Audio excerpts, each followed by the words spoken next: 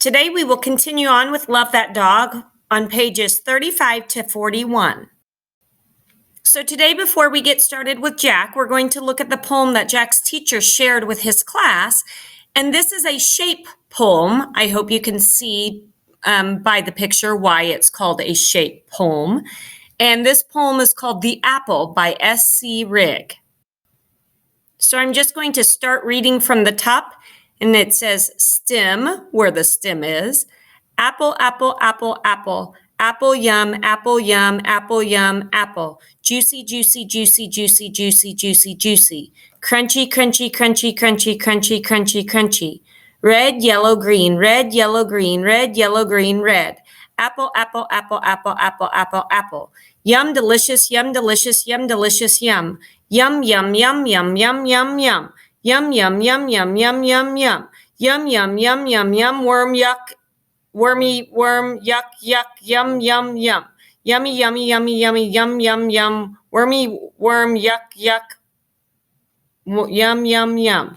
Yum, yum, yum, yum, yum, yum, yum. Yum, delicious, yum, delicious, yum, delicious, yum.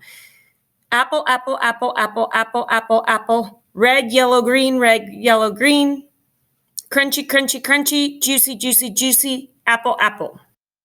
So you can see that the author was using all different kinds of words to help describe the apple. And now we'll start back with Jack. February 21st. That was so great, those poems you showed us, where the words make the shape of the thing that the poem is about. I like the one about an apple that was shaped like an apple, and the one about the house that was shaped like a house. My brain was popping when I was looking at those poems. I never knew a poet person could do that funny kind of thing. February 26th. I tried one of those poems that look like what it's about. So see, Jack is changing. He's willing to try writing a new poem even without the prompting of his teacher. And here's Jack's poem that he wrote. My Yellow Dog by Jack. Notice he's added things in for the head and for the eyes and the ears and the nose and the body and the legs and the tail. But he also added in onomatopoeias like wag, wag, wag and sniff, sniff, sniff and slobber, slobber, slobber. March 1st. Yes, you can type up the Yellow Dog poem that looks like a dog. But this time, keep the spaces exactly the same. And maybe it would look really, really good on yellow paper.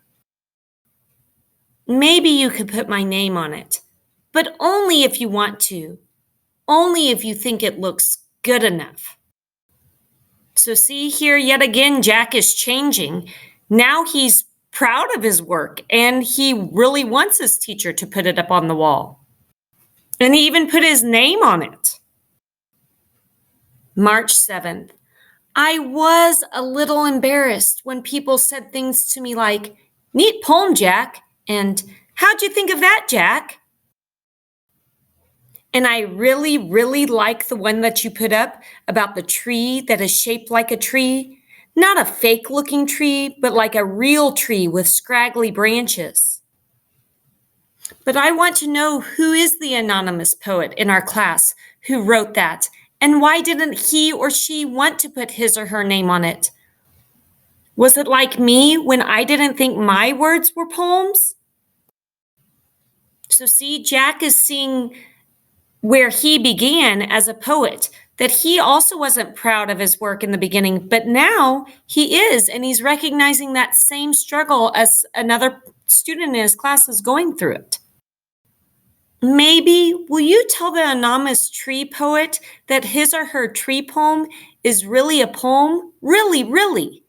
And a good poem too?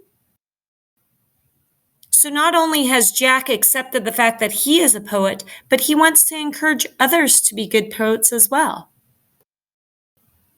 And that's where we're going to stop today. Hope you have a great day.